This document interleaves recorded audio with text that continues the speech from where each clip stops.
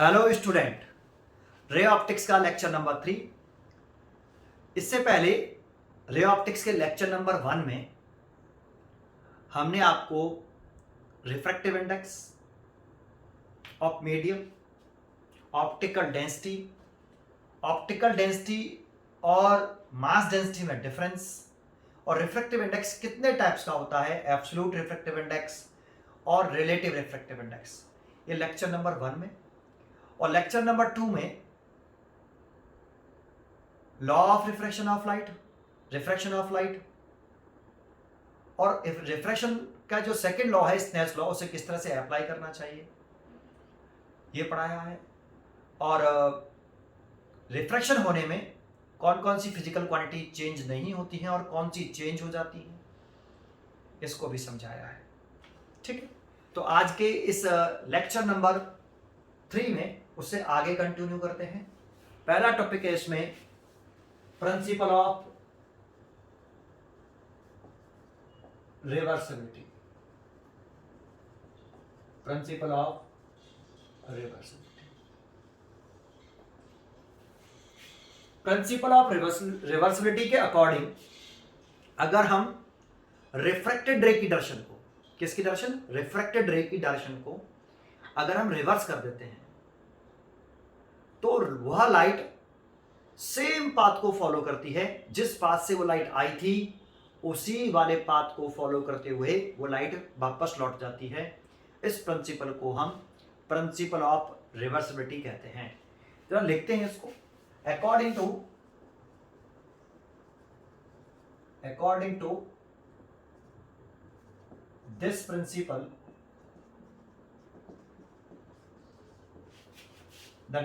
the direction of refracted ray is reversed।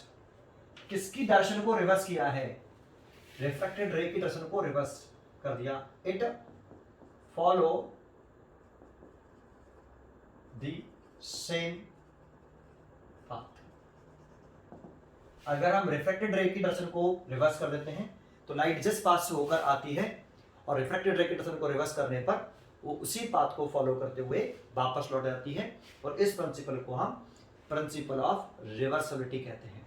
चलो, ये definition हो गई। इसको एक एग्जांपल से समझाते हैं, डायग्राम बना के समझाते हैं, एग्जांपल से समझाते हैं और इसका एक फॉर्मूला भी बनाते हैं। ठीक है, लेट ये एक इंटरफेस है जो दो मीडियम को सेपरेट कर रहा है, M1 और M2। ये फर्स्ट मीडियम है, ये सेकंड मीडियम है। लेट कर लेते हैं ये रेयर मीडियम है और इसका रिफ्रैक्टिव इंडेक्स μ1 है। ये डेंसर मीडियम है, ऑप्टिकली डेंसर मीडियम है, इसका रिफ्रैक्टिव इंडेक्स μ2 है। जैसा कि हम जानते हैं जो ऑप्टिकली डेंसर मीडियम होता है उसकी ऑप्टिकल डेंसिटी हाई होती है और जिसकी ऑप्टिकल डेंसिटी हाई होती है उसका रिफ्रैक्टिव इंडेक्स हाई होता है। क्योंकि रिफ्रैक्टिव इंडेक्स किसको मेजर करता है, रिफ्रैक्टिव इंडेक्स ऑप्टिकल डेंसिटी को मेजर करता है। Optical density high, refractive index high. ठीक है, तो रिफ्रैक्टिव इंडेक्स किसका ज्यादा होगा, μ2 is greater than μ1। Optically denser medium का रिफ्रैक्टिव इंडेक्स ज्यादा होता है as compare to optically rare medium. तो ये हमेशा ध्यान रखिए कि ऑप्टिकल डेंसर मीडियम का रिफ्रैक्टिव इंडेक्स ज्यादा as compare to optically rare medium. जिसका रिफ्रैक्टिव इंडेक्स ज्यादा उसकी ऑप्टिकल डेंसिटी ज्यादा और वो ऑप्टिकली डेंसर मीडियम। ठीक है, चलो आगे बढ़ते हैं। ये आपकी light incident ray first medium से सेकंड मीडियम में आ रही है तो ये नॉर्मल ड्रॉ करते हैं। जब भी लाइट एक मीडियम से दूसरे मीडियम में जाए तो हमें एक नॉर्मल ड्रॉ कर लेना चाहिए। और नॉर्मल हमेशा पॉइंट ऑफ इंसिडेंट जहां ये इंटरफेस पर लाइट स्ट्राइक करती है उस पॉइंट से पास हुए और सरफेस के परपेंडिकुलर, जिस इंटरफेस से या जिस सरफेस से लाइट का रिफ्रैक्शन हो रहा है उस सरफेस के परपेंडिकुलर, उसको हम नॉर्मल बोलते हैं। तो नॉर्मल हमें कब ड्रॉ करना चाहिए, जब लाइट एक मीडियम से दूसरे मीडियम में जाए तो उसे भेजने से पहले हमें एक नॉर्मल ड्रॉ कर लेना चाहिए। ठीक है, तो ये इंसिडेंट रे और नॉर्मल के बीच बनने वाला एंगल ऑफ इंसिडेंट। जब लाइट एक मीडियम से दूसरे मीडियम में जाती है तो रेयर टू डेंसर जाएगी तो टुवर्ड द नॉर्मल, और डेंसर टू रेयर जाती है तो अवे फ्रॉम द नॉर्मल। ये हमने पीछे लेक्चर में पढ़ा। तो लाइट रेयर टू डेंसर जा रही है तो टुवर्ड द नॉर्मल, ऐसे बैंड हो जाएगी अपने ओरिजिनल पाथ से, और ये रिफ्रैक्टेड एंगल। अगर आपको ये याद नहीं रहता है तो आप ऐसे भी याद कर सकते हो कि रेयर मीडियम में बनने वाला एंगल ऑलवेज ग्रेटर होता है। तो चेक करो मैंने कौन सा एंगल बड़ा बनाया है, आई, क्योंकि वो रेयर मीडियम में बनना है, तो I is greater then are. यहाँ रेयर मीडियम में बनने वाला एंगल ऑलवेज ग्रेटर होता है, ठीक है। अगर ये लाइन याद रखोगे तब भी आप याद कर पाओगे लाइट रेयर टू डेंसर जाएगी तो टूवर्ड द नॉर्मल होगी, ठीक है। अब इस जगह पर लाइट फर्स्ट मीडियम से सेकंड मीडियम में गई है, तो पहले आप लिखिए लाइट M1 से M2 में ट्रेवल कर रही है, और लाइट M1 से M2 में ट्रेवल कर रही है सिंगल एरो पर, सिंगल एरो पर ध्यान दीजिए, लाइट 1 से 2 में जा रही है। तो आप स्नेल्स लॉ अप्लाई कर दीजिए, यूज द स्नेल्स लॉ।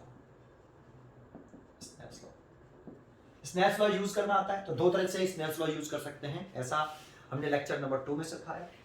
थोड़ा सा बताता हूं, लाइट फर्स्ट से सेकंड में जा रही है तो पहले ऊपर वाला एंगल आएगा साइन आई ओवर, फर्स्ट से सेकंड में जा रही है इसलिए ये पहले ऊपर आएगा फिर नीचे ये आएगा sine are is equal to 1 से 2 में जा रही है तो पहले 1 आएगा 1 म्यू 2, और इसे लिख सकते हैं पीछे म्यू 2 और नीचे पीछे जो पीछे वाला होता है वो ऊपर आता है और आगे वाला होता है वो नीचे, लेकिन अभी हम यहीं तक कर रहे हैं। ये फर्स्ट 1 म्यू 2, एक तो अप्लाई करने का तरीका ये होता है, और दूसरा अप्लाई करने का तरीका होता है कि आप म्यू 1 लिखिए, म्यू 1 मल्टीप्लाई लगाइए, इस किस मीडियम का प्रोडक्ट है, फर्स्ट वाले मीडियम, तो फर्स्ट मीडियम में बनने वाला एंगल कौन है, आई, उसके साइन का मल्टीप्लाई, साइन आई का मल्टीप्लाई कर लीजिए म्यू 1 में, इज इक्वल टू साइन लगा लीजिए, म्यू 2 लिखिए, ये इजी होता है लगाना, मल्टीप्लाइड बाय इस ये किस मीडियम का प्रोडक्ट है, M2, तो M2 में कौन सा एंगल बनना है, आर,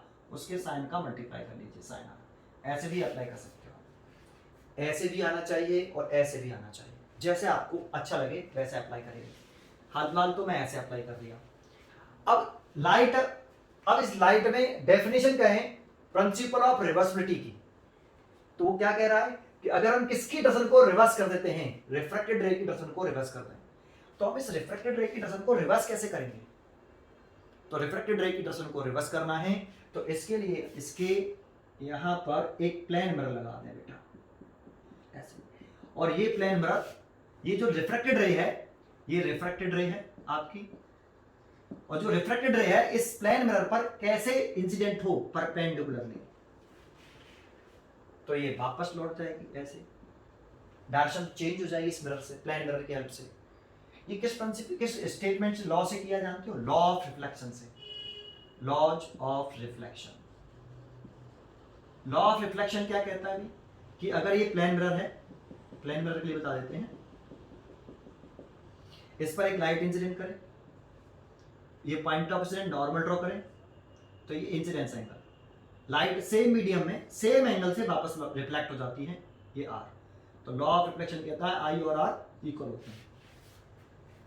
इसी लॉ को अगर हम इसमें अप्लाई करते हैं, फिर दोबारा से एक प्लेन मिरर बना लिया, लेकिन इस पर जो लाइट इंसिडेंट करी है मैंने प्लेन मिरर पर वो तिरछी करी है, अब परपेंडिकुलर इंसिडेंट करें ऐसे,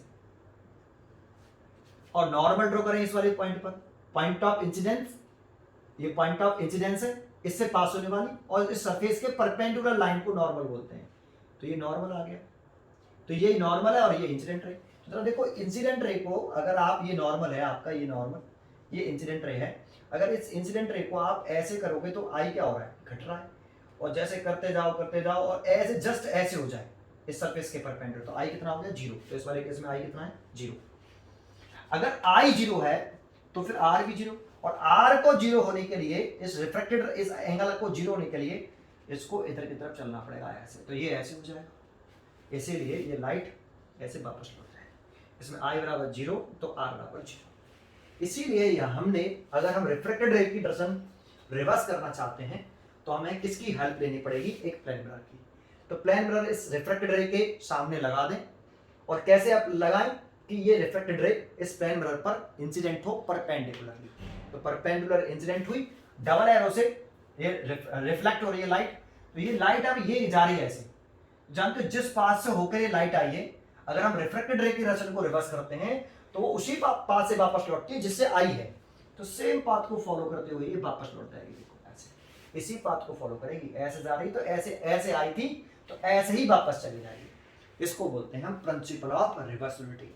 डायग्राम पर भी ध्यान दें, ठीक है। अब इसमें हम यहाँ एंड, अब लाइट किधर से किधर जा रही है, M2 फर्स्ट सेकंड मीडियम से फर्स्ट मीडियम में जा रही है। डबल एरो वाला हम वापस लौट रही है, सिंगल एरो वाली आई थी, डबल एरो वाली वापस लौट रही है, ठीक है। इसमें फिर दोबारा से स्नेच लॉ अप्लाई करें, तो स्नेच लॉ लगाएं तो लाइट किधर से किधर जा रही है, सेकंड से फर्स्ट में, एरो देखो इस डबल एरो वाले को।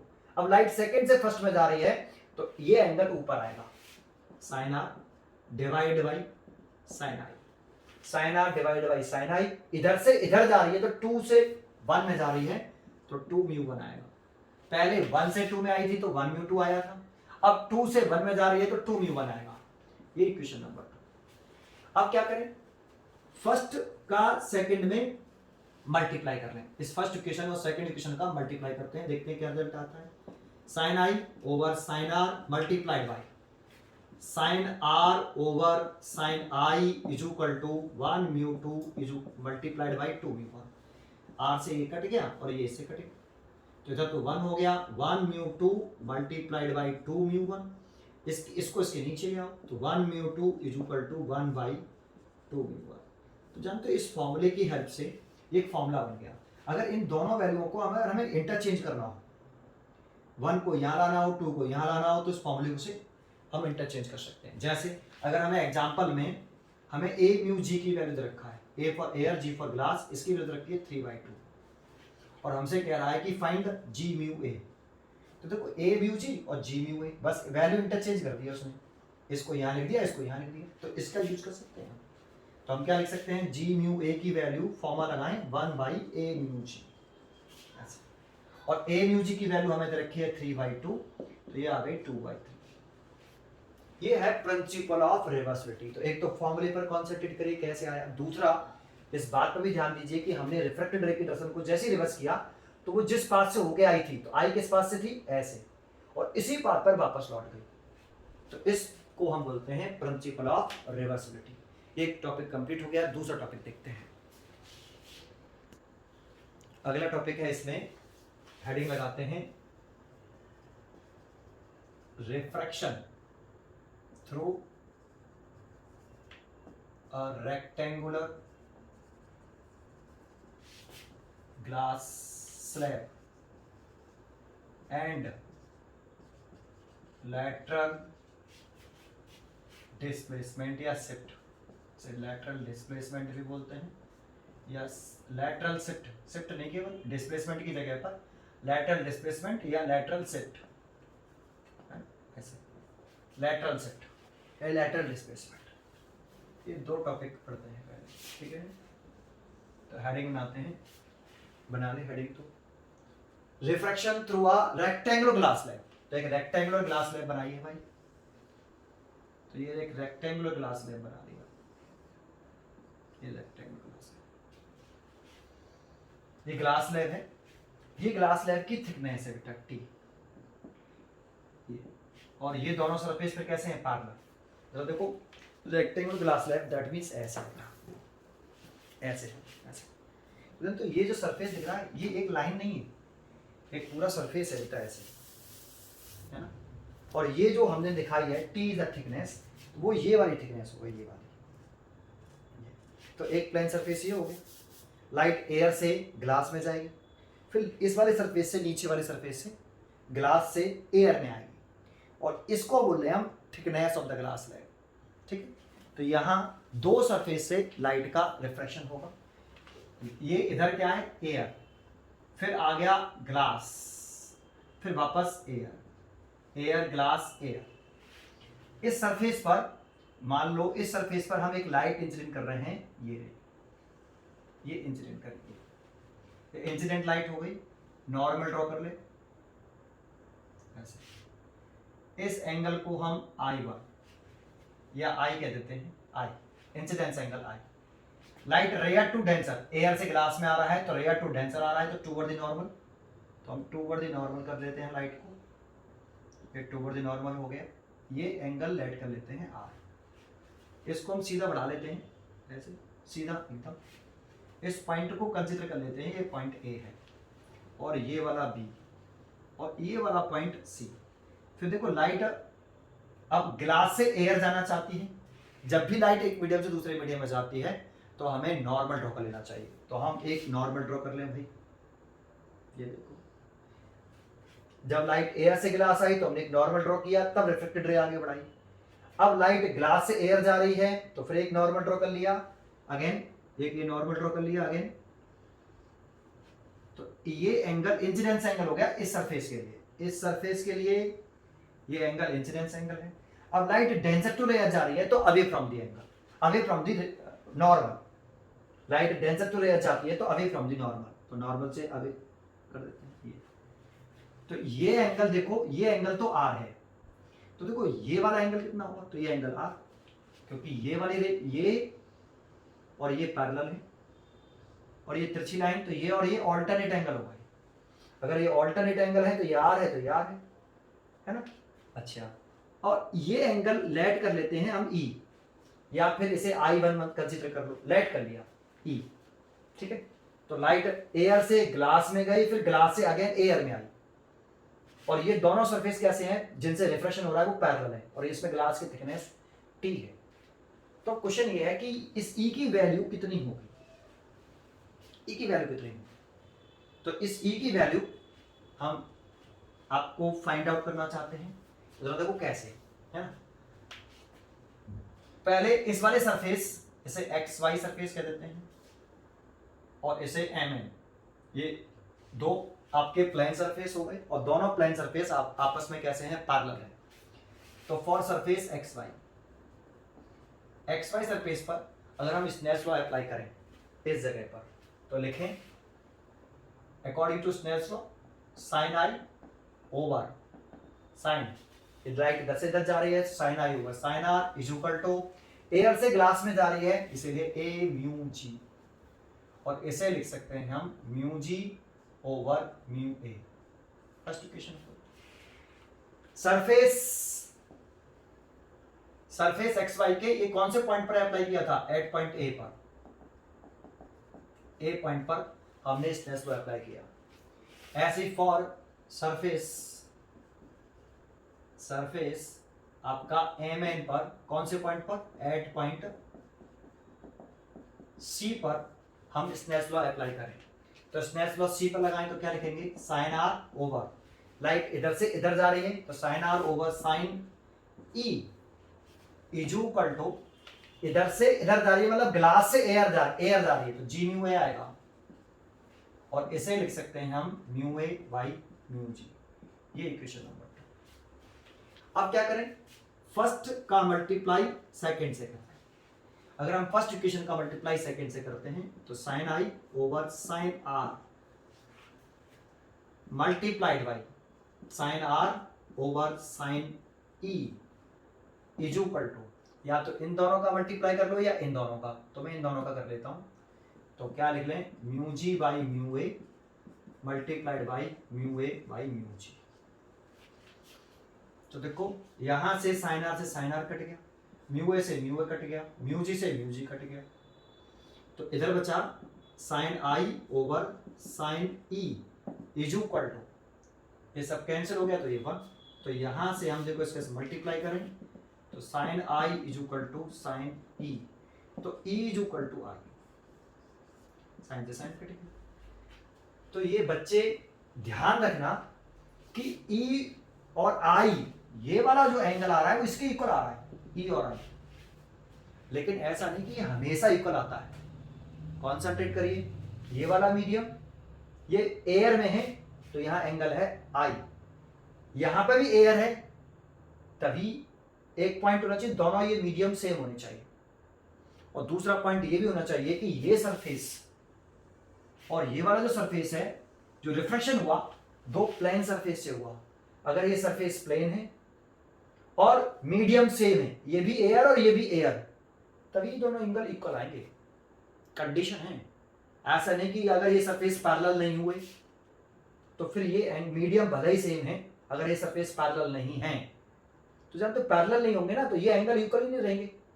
अगर हम इसको थोड़ा सा तिरछा करते हैं ऐसे और इसको ऐसे कर दें, अब लाइट इंसिडेंट करें इस पे, ऐसे नॉर्मल बनेगा ऐसे, अब लाइट टूवर्ड दी नॉर्मल होगी, रेयर मान लो ये ऐसे बना दिया मैंने ग्लास स्लैब।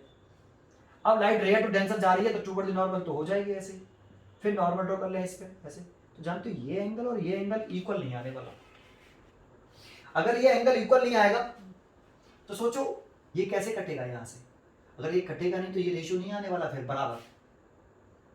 तो इंपॉर्टेंट वन। दूसरा, अगर इधर एयर है और इधर कोई दूसरा मीडियम होता है जैसे वाटर, तो फिर यहां से ये नहीं कटता, जैसे यहाँ म्यू से म्यू कट गया, म्यू से म्यू कट गया, वन नहीं आता। तो ये दो कंडीशन है इसमें, ये आई और ई इक्वल होने की। ये दोनों सरफेस जिनसे रिफ्रैक्शन हो रहा है लाइट का वो पैरेलल होनी चाहिए।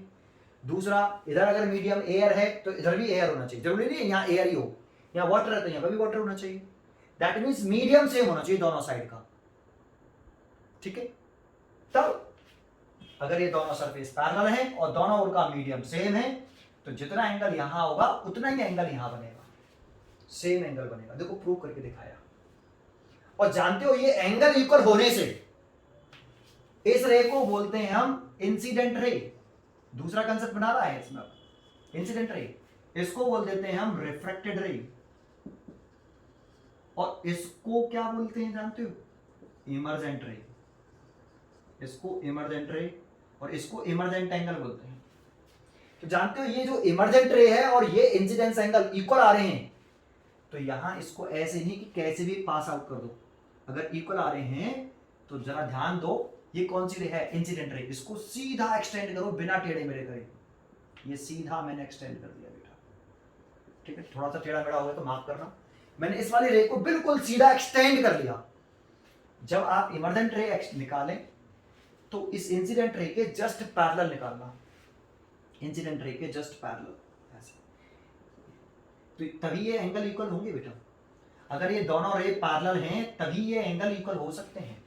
और ये बड़ा सिंपल सी ज्योमेट्री है, मैं उस डायग्राम को भी खराब नहीं करूंगा, पहले मैं पूरा आर्टिकल कर लूं, फिर मैं इसको दोबारा से डायग्राम से समझाऊंगा कि ये दोनों पैरेलल ही क्यों बनाए।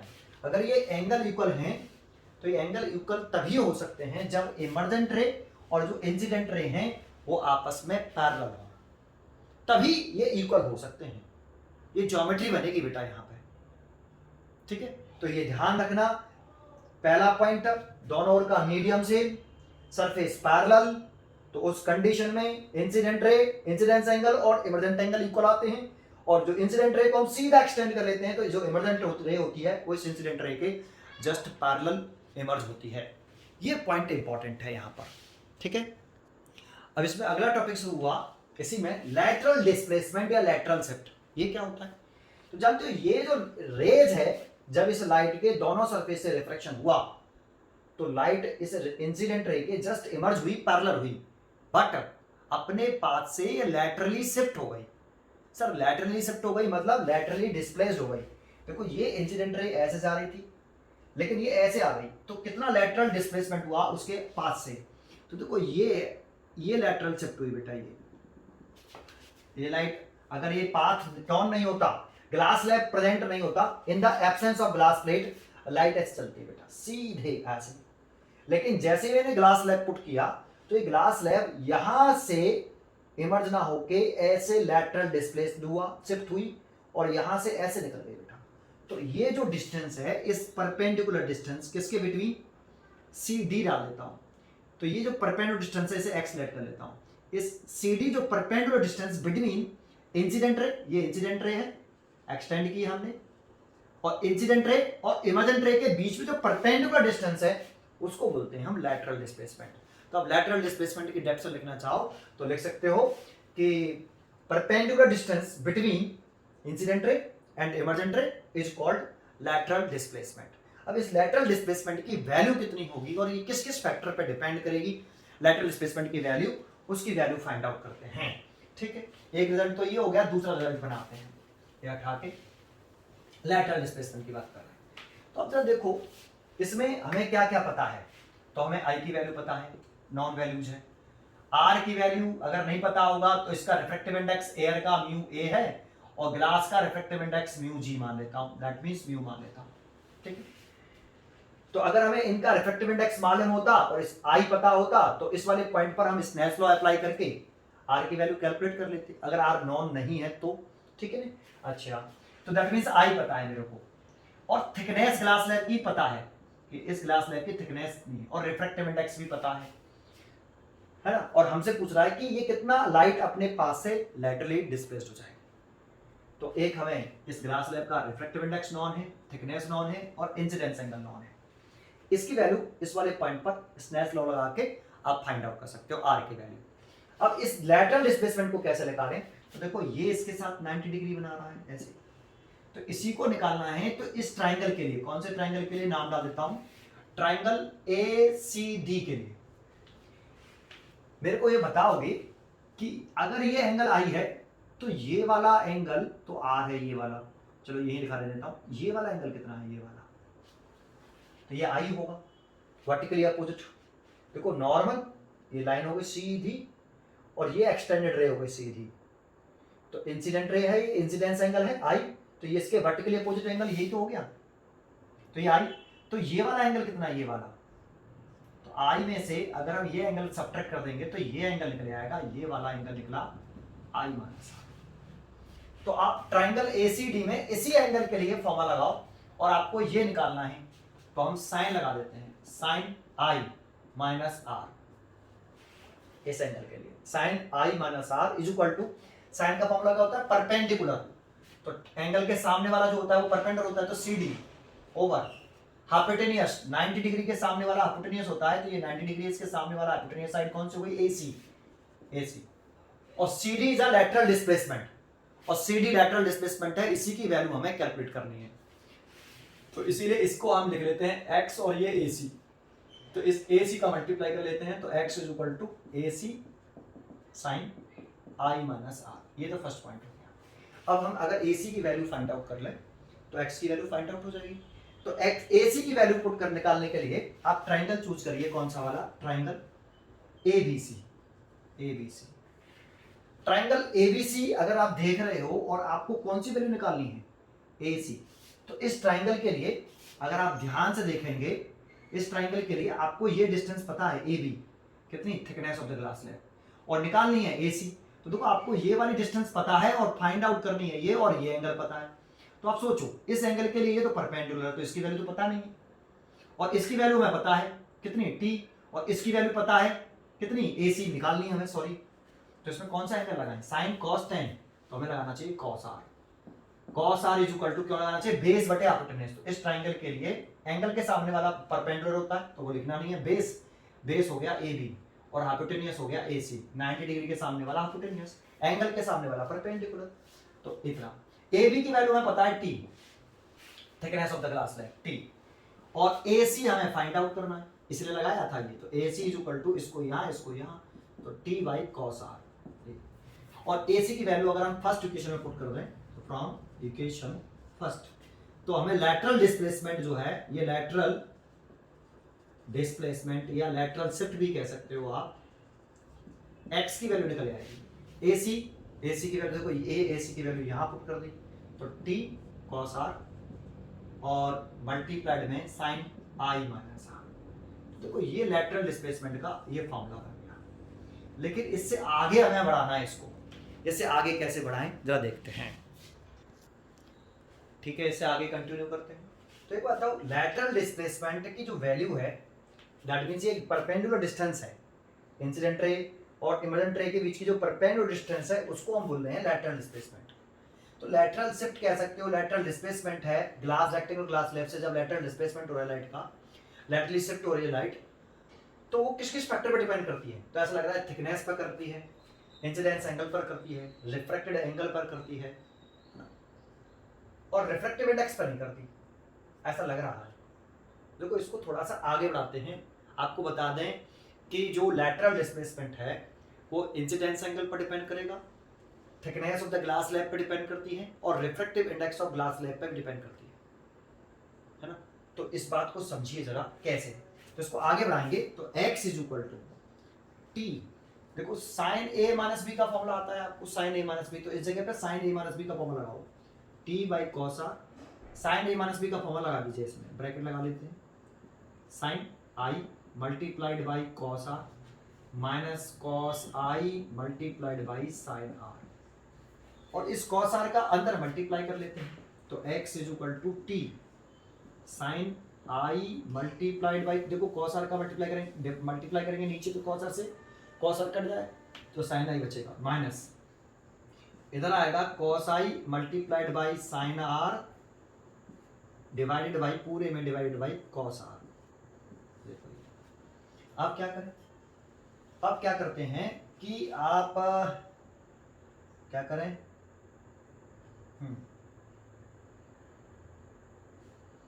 इसको इक्वेशन नंबर 1 डाल दें।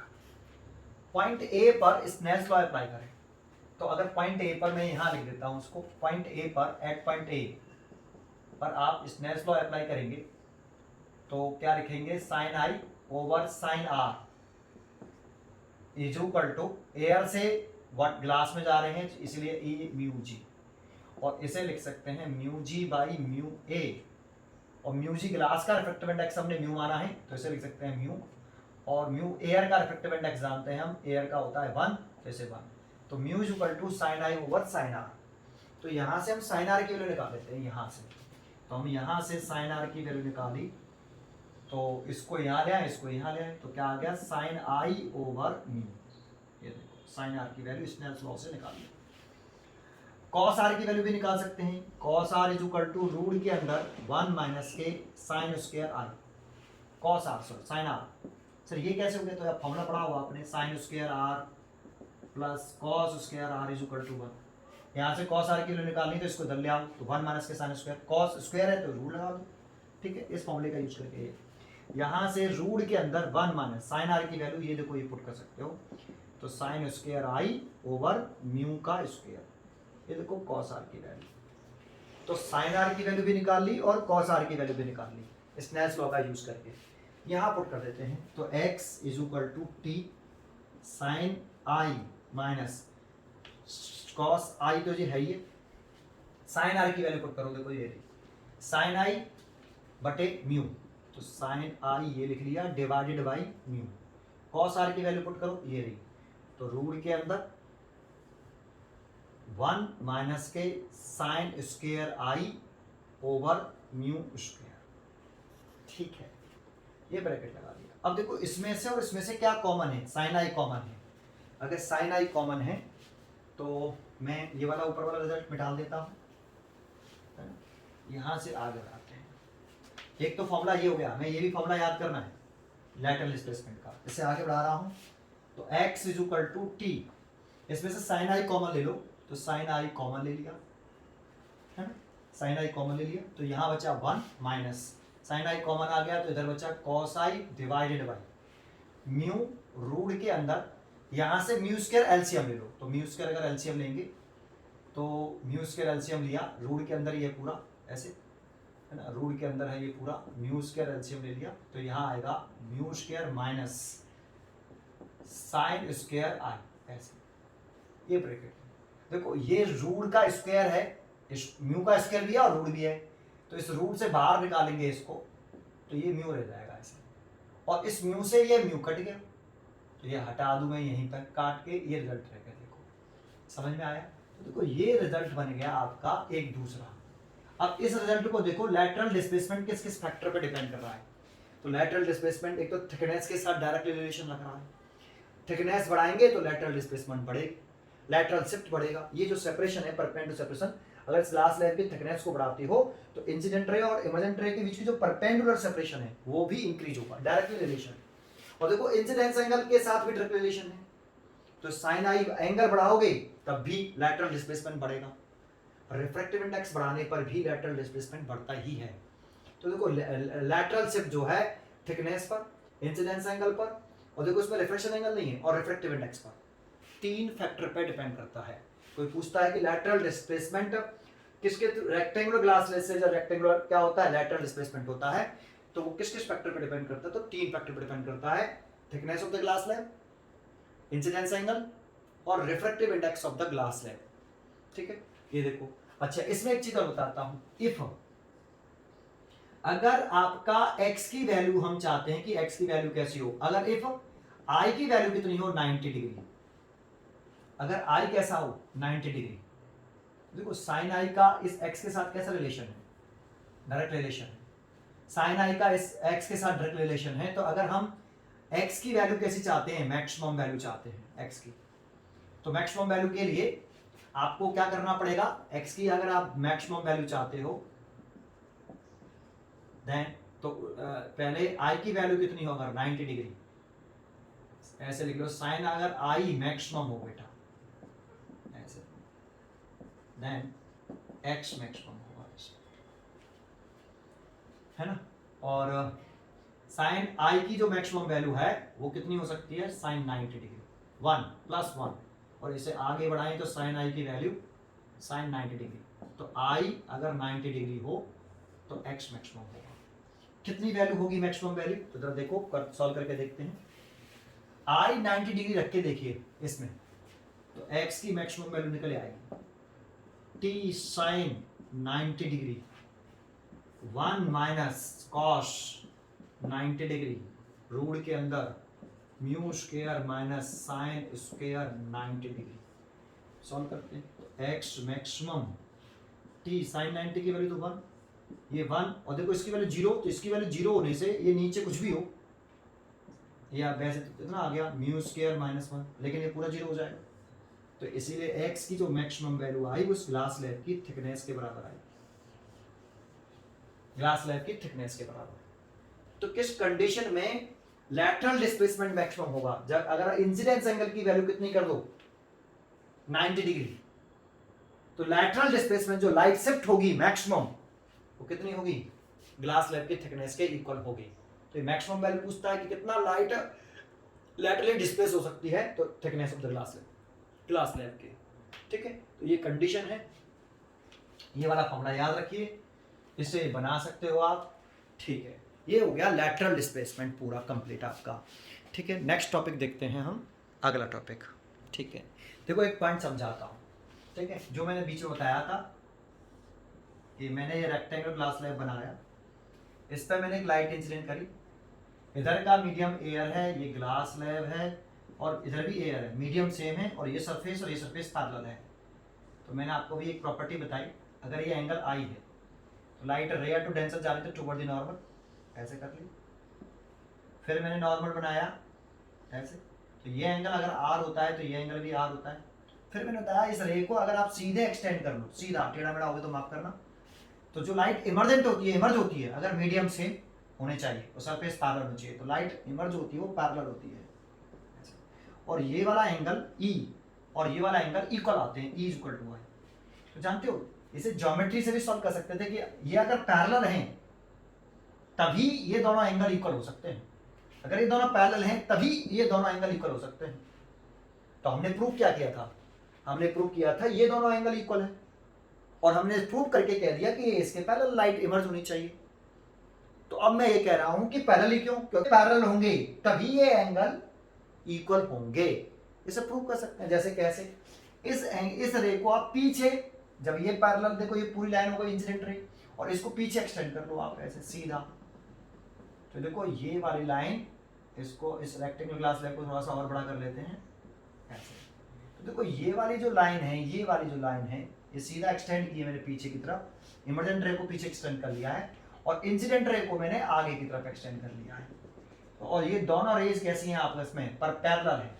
तो जरा देख के बताओ, ज्योमेट्री से बताना मेरे को कि ये वाला एंगल, ये देखो सीधी लाइन है और ये लाइन सीधी है, तो ये एंगल और ये एंगल कौन से एंगल हो गए, वर्टिकल अपोजिट, तो ये ई हो गया, ठीक है। अगर यहां तुम नॉर्मल ड्रॉ कर लोगे ऐसे, एक नॉर्मल ड्रॉ कर लो ऐसे, अगर ये ई है तो ये वाला कितना होगा, तो देखो ये लाइन ऐसे जा रही है सीधी ऐसे, और ये नॉर्मल है और ये नॉर्मल है, तो ये ऑल्टरनेट एंगल होगा, ये वाला ई और ये वाला ई सेम हो गया, ऑल्टरनेट एंगल, ये वर्टिकल अपोजिट, ये ऑल्टरनेट एंगल।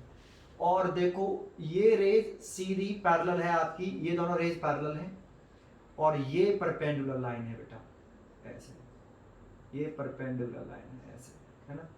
तो ये तो ये ई है, तो ये वाला एंगल कितना हो गया, ई वर्टिकली अपोजिट एंगल होगा। अब जरा ध्यान दो, अगर ये दोनों रेज पैरेलल हैं, ये वाली और ये वाली रेज पैरेलल हैं, है ना, ये दोनों पैरेलल ही तो थी, तो ये वाला ई है, तो ये वाला एंगल कितना होगा, ऑल्टरनेट एंगल ई, ये ऑल्टरनेट हो गए, ये वर्टिकली अपोजिट, ये ऑल्टरनेट। अगर ये ई है तो फिर ये एंगल कितना होगा, तो ये दोनों भी ऑल्टरनेट एंगल हो गए क्या नहीं? तो ये दोनों ये वाला एंगल भी कितना आने वाला है ई, तो हो गए ना इक्वल, आई और ई इक्वल बाय ज्योमेट्री। तो ये तभी पॉसिबल है अगर ये दोनों एंगल इक्वल हैं। इसीलिए हमने कह दिया कि जो इंसिडेंट रे है और इमेजेंट रे है वो पैरेलल जाएंगी। अगर एंगल इक्वल आएंगे तो ये पैरेलल होंगी, और एंगल इक्वल कब होंगे? जब ये वाला मीडियम और ये वाला मीडियम सेम हो और सरफेसेस कैसे हो? पैरेलल हो, तभी ये एंगल इक्वल आएंगे, कंडीशन है। ठीक है, चलो ज्योमेट्री से मैंने आपको समझाया ये, ठीक है, आगे बढ़ते हैं। अगला टॉपिक है हमारा इसमें refraction of light through combination of media. अगला टॉपिक है refraction through a combination of media. Refraction through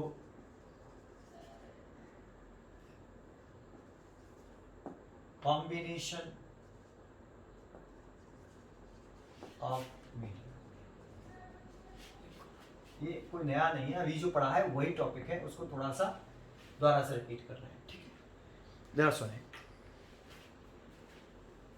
ये एक सरफेस ले लिया, मान लो ये मीडियम एयर है, इसके नीचे जब दूसरा मीडियम लेंगे, जैसे ये दूसरा मीडियम ले रहे हैं, ये वाला एयर हो गया, इसके नीचे जो दूसरा मीडियम ले रहे हैं इससे थोड़ा सा डेंस लेंगे, जैसे वाटर ले लिया। अब इसके नीचे फिर एक और मीडियम ले लें, कॉम्बिनेशन ऑफ मीडिया है, तो इससे थोड़ा सा डेंस ले लें, जैसे ग्लास ले लिया। फिर इसके नीचे एक और मीडियम लेना चाहते हैं तो इससे थोड़ा सा डेंस ले लें, ग्लास से डेंस CS2 ले लें। सर आपको कैसे मालूम CS2 से ज़्यादा डेंस होगा? क्योंकि उसका रिफ्रैक्टिव इंडेक्स ज़्यादा होता है, जिसका भी रिफ्रैक्टिव इंडेक्स ज़्यादा होगा वो ज़्यादा डेंस होगा। ग्लास का होता है 1.5 और CS2 का होता है 1.67, है ना। उससे भी ज़्यादा डेंस लेना तो डायमंड से ज़्यादा डेंस कोई मीडियम नहीं होता। एब्सोल्यूट रिफ्रैक्टिव इंडेक्स उसका सबसे ज़्यादा होता है 2.4 मैक्सिमम, और एयर का सबसे लीस्ट होता है, वैक्यूम का होता है वैसे लीस्ट सबसे 1। Absolute refractive index, relative refractive index सबसे लीस्ट 1 से कम भी हो सकता है, रिलेटिव 1 से कम हो सकता है, लेकिन एब्सोल्यूट रिफ्रैक्टिव इंडेक्स सबसे लीस्ट वैल्यू वैक्यूम की 1 और सबसे मैक्सिमम वैल्यू डायमंड की। ठीक है, तो हम एक काम करते हैं, एयर वाटर, एयर से डेंस, फिर इससे ज्यादा डेंस, ऐसे चलते जाएंगे, लेकिन लास्ट में फाइनली जिस मीडियम से चलें उसी मीडियम पर वापस आ जाए। जरूरी नहीं हम एयर से स्टार्ट करें, हम वाटर यहाँ लिखते वाटर, फिर लिखते ग्लास, फिर लिखते CS2, फिर वाटर, मतलब जिससे चलो, जिससे स्टार्ट करो उसी पर वापस जरूर आना, है ना। कुछ इस तरह का कॉम्बिनेशन बना रहे हैं हम। ठीक है, तो देखो हमेशा जिससे स्टार्ट करो उसी पर वापस आना है, और जब बीच में चल रहे हो तो इससे ज्यादा डेंस, फिर ये इससे ज्यादा डेंस होना चाहिए। ठीक है, चलिए डेंसिटी ज्यादा, ऑप्टिकल डेंसिटी ज्यादा होनी चाहिए, दैट मींस रिफ्रैक्टिव इंडेक्स ज्यादा होना चाहिए, और ये सरफेसेस आपस में कैसे होना चाहिए? पैरेलल। इस तरह से बना दिया। अब जरा देखो, इस पर मैंने लाइट इंसिडेंट करी, एक ये इंसिडेंट रे, और ये पॉइंट A है, इस जगह पर मैंने नॉर्मल ड्रॉ कर लिया ऐसे, और लाइट ये इंसिडेंस एंगल हो गया, लाइट रेयर टू डेंसर जा रहा है तो टूवर्ड द नॉर्मल, तो थोड़ा सा हम टूवर्ड द नॉर्मल कर देंगे, लाइट को बेंड कर दिया नॉर्मल की तरफ, इसे R मान लिया। फिर नॉर्मल ड्रॉ किया अगेन ऐसे इस सरफेस पर, क्योंकि लाइट एक मीडियम से दूसरे मीडियम में जाती है, जब भी हम लाइट को एक मीडियम से दूसरे मीडियम भेजें तो हमें एक नॉर्मल ड्रॉ करना चाहिए। और एक बात और बता दूं, बहुत से बच्चे गलती करते हैं यहाँ, जब लाइट ये डाली जाती है, नॉर्मल ड्रॉ किया, तो देखो इस नॉर्मल के एक रे इस साइड में है और दूसरी रे हमेशा इस साइड में होती है, जैसे ये रेयर मीडियम है, ये denser medium, light rare to denser गई तो टूवर्ड द नॉर्मल ऐसे। तो देखो ये नॉर्मल के रे एक इस साइड में है, इस साइड में, और दूसरी इस साइड में। देखो इस लाइन के एक रे इस साइड में है और एक रे इस साइड में है, हमेशा एक ही साइड में मत ना देना, ऐसे टूवर्ड द नॉर्मल ऐसे। ये गलती होती है, कई जगह पर होती है, यहाँ नहीं होगी, यहाँ तो मोस्टली बच्चे सही बनाते हैं, रेक्टेंगल ग्लास लेयर बनाते हैं ना हम ऐसे, जब लाइट ऐसे आ रही होती है, नॉर्मल ड्रॉ कर रहे होते हैं, अब toward the normal, rare to denser, ये एयर है, ये ग्लास है, अब लाइट रेयर टू डेंसर जाता है तो टूवर्ड द नॉर्मल, तो नॉर्मल किधर है? ये ऊपर की तरफ है नॉर्मल, तो लाइट सीधी जा रही थी ऐसे, टूवर्ड द नॉर्मल, तो नॉर्मल तो ये रहा, तो ऊपर की तरफ बेंड होगा, इस वाली लाइन से थोड़ा सा ऊपर की तरफ बेंड करना है। और देखो ये नॉर्मल है बेटा, क्योंकि प्लेन सरफेस ये वाला है, इस समय ये प्लेन सरफेस है, तो प्लेन सरफेस के परपेंडिकुलर ये नॉर्मल हो गया, तो एक रे ऊपर है इस नॉर्मल के और एक रे नीचे है ये वाली, ठीक है ना। अब नॉर्मल के एक साइड में होती है तो दूसरी साइड में होती है। इसकी गलती मत करना बेटा, बहुत छोटी सी चीज़ है, बहुत ही छोटी, लेकिन आदत है हर चीज़ को बताने की। चलो कोई बात नहीं, यहाँ तक बढ़ते हैं आगे। ये नॉर्मल ड्रॉ, ये देखो, फिर नॉर्मल ड्रॉ किया तो ये देखो ये दोनों सरफेस पैरेलल हैं, सो ये एंगल आर है तो ये भी एंगल आर। अब लाइट वाटर टू ग्लास जा रहा है तो ग्लास वाटर से भी ज़्यादा डेंस है, तो फिर अगेन टूवर्ड द नॉर्मल, तो थोड़ा सा और टूवर्ड द नॉर्मल हो जाएगा ऐसे बेटा, एंगल और छोटा हो जाएगा। थोड़ा सा इसको और बढ़ा देता हूँ आगे, जैसे एंगल दिखाता हूँ। ये एंगल लेट कर लिया आर में, फिर नॉर्मल ड्रॉ कर लें इस जगह पर। जब भी लाइट एक मीडियम से दूसरे मीडियम में जाएगी तो नॉर्मल ड्रॉ करना पड़ेगा। नॉर्मल कैसे ड्रॉ करते हैं, जिस पॉइंट पर लाइट स्ट्राइक कर रही है उसे पॉइंट ऑफ इंसिडेंस वहां से पास होना चाहिए, जिस सरफेस से, जिस इंटरफेस से लाइट का रिफ्लेक्शन हो रहा है उस सरफेस के परपेंडिकुलर, पॉइंट ऑफ इंसिडेंस से पास होने वाली और सरफेस के परपेंडिकुलर स्ट्रेट लाइन को नॉर्मल बोलते हैं। तो ये नॉर्मल ड्रॉ कर लिया। अगर ये एंगल R1 है तो ये भी एंगल R1 होगा। अब जैसा कि हमने भी पढ़ा था, ये सरफेस पैरेलल है सारे, ये मीडियम और ये मीडियम सेम है। अब ये भी पढ़ा था, तो जब ये लाइट इमर्ज होगी तो इंसिडेंट रे को हम सीधा एक्सटेंड करें। पहले ये सीधा मैंने एक्सटेंड कर दिया बेटा, और देखो ये मीडियम और ये मीडियम सेम, सरफेस है सारे पैरेलल। उस वाली सिचुएशन में जितने ये जो लाइट इमर्ज होगी वो इस रे के कैसे होगी, पैरेलल ऐसे, और ये एंगल जो है इसके बराबर आएगा, दैट मींस आई। इसको इमर्जेंट रे बोल सकते हो, इस इमर्जेंट एंगल कह सकते हो, ई और आई इक्वल आएंगे। अभी भी थोड़ी देर पढ़ा। फिर इसमें पढ़ने वाले क्या है सर, एक फॉर्मूला, ठीक है। जैसे हम पहले एयर से वाटर में आ रहे हैं, एयर से वाटर, एयर से लाइट वाटर में जा रही है, तो इस पॉइंट ए पर हम स्नेल्स लॉ अप्लाई करना चाहते हैं। तो पॉइंट ए पर हम स्नेल्स लॉ यूज कर रहे हैं एयर टू वाटर के लिए। तो क्या लिखें, sine I over sine are is equal to A mu W, equation 1। फिर लाइट वाटर टू ग्लास आ गई इस वाले सरफेस से बी पॉइंट पर, तो पॉइंट बी पर किधर से किधर आ रही लाइट, वाटर टू ग्लास जा रही है। कौन से पॉइंट पर स्नेल्स लॉ अप्लाई कर रहे हो, पॉइंट बी पर। पॉइंट बी पर अगर हम स्नेल्स लॉ लगाएं तो क्या लिखेंगे, sine are over sine R one, sine are over sine R one is equal to, light water to glass जा रही है तो W mu G, equation number 2। फिर हम पॉइंट सी पर फिर अगेन स्नेल्स लॉ अप्लाई करें, और लाइट ट्रेवल कर रही है ग्लास टू एयर, ग्लास से एयर में ट्रेवल कर रही है, और हम पॉइंट सी पर फिर अगेन स्नेल्स लॉ अप्लाई कर रहे हैं। तो लिखेंगे sine R one over sine I, sine I. ये एंगल इक्वल क्यों करें समझ में आई, अभी प्रॉपर्टी जो पड़ी उससे आगे। ग्लास से एयर में आ रही है, इसे लिखेंगे जी म्यू ए, इक्वेशन नंबर 3। अब क्या करें, फर्स्ट का, सेकंड का और थर्ड का, तीनों का मल्टीप्लाई कर ले। तो sine I over sine are multiplied by sine R divide over sine R one multiplied by sine I over sine R one is equal to A mu W multiply by W mu G multiplied by G mu A. देखो sine R से sine R cut गया, sine R one से sine, क्या गलती कर दिया,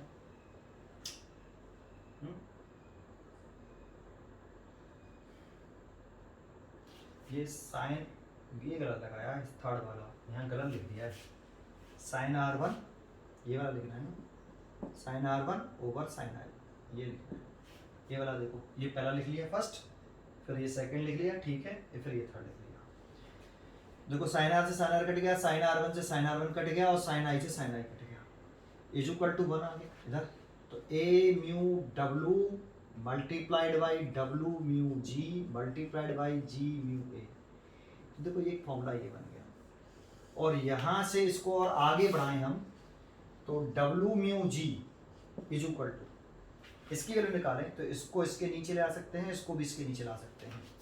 तो 1 by A mu W multiplied by G mu A. अभी हमने प्रिंसिपल ऑफ रिवर्सिबिलिटी पढ़ी थी, तो हम ए म्यू जी को लिख सकते हैं 1 बाई जी म्यू ए, ये according to principle of reversibility. तो 1 बाई जी म्यू ए की जगह पर, 1 बाई जी म्यू ए की जगह पर हम लिख सकते हैं ए म्यू जी। तो इसकी जगह पर ए म्यू जी लिख दो, तो W mu G is equal to A mu G over A mu W. तो जब भी हम एयर के रेस्पेक्ट में किसी भी मीडियम का रिफ्रैक्टिव इंडेक्स लगाते हैं तो उसे एब्सोल्यूट रिफ्रैक्टिव इंडेक्स कहते हैं। तो ये ए म्यू जी को हम लिख सकते हैं म्यू जी, और इसकी जगह पे लिख सकते हैं म्यू डब्ल्यू। तो देखो डब्ल्यू म्यू जी की वैल्यू कितनी आ रही है, W mu G equal to mu G by mu W. जो हम लिखते हैं, जो पीछे होता है वो आगे, जो आगे होता है वो पीछे नीचे। तो W mu G equal to आ गया mu G by mu W. ठीक है, अब इसमें देखो इस फॉर्मूले को याद कैसे करते हैं, इस वाले को, इस फॉर्मूले का कंसेप्ट देखो। यहाँ अगर हमने एयर से स्टार्ट किया है, ए से, तो एंडिंग भी किससे करें, ए पर, सेम टू सेम, जिससे स्टार्ट करो उसी पर एंड करो, नंबर वन। दूसरा देखो यहाँ डब्ल्यू है, यहाँ पे डब्ल्यू, तो सेम होना चाहिए, यहाँ पे सेम वैल्यू, सेम वैल्यू। यहाँ जी है तो जी, दोनों देखो जी जी, दोनों सेम वैल्यू। अगर कभी ऐसे लिखते हो कि जिससे स्टार्ट, एंडिंग और स्टार्टिंग सेम होनी चाहिए, और बीच में अगर वैल्यू सेम है तो उन सबका मल्टीप्लाई करने पर बन आता है। जैसे अगर हम स्टार्ट करते हैं 2 से, 2 म्यू 3, अब 2 म्यू 3 मल्टीप्लाइड बाई 3, तो देखो सेम करना है, 3 म्यू 4, 3 म्यू 4 मल्टीप्लाइड बाई 4, तो ये सेम करना है 4, ये 4 है बेटा, 4, तो ये 4 सेम करना है। 4 म्यू 2, यहाँ पर 2 से स्टार्ट किया, 2 पे एंड किया, इज इक्वल टू 1 लिख सकते हो। सेम यहाँ वैल्यू सेम हो, यहाँ वैल्यू सेम हो, स्टार्टिंग और एंडिंग सेम हो, तो मल्टीप्लाई करने पर बनाएगा। ऐसा नहीं कि 3 डिजिट का, अब 4 डिजिट का करना चाहो और बढ़ा लो, 4 म्यू 5 मल्टीप्लाइड, तो यहाँ 5 है तो यहाँ पर भी 5 म्यू 6, अब 6 रोकना चाहते तो 2, 5 म्यू 2।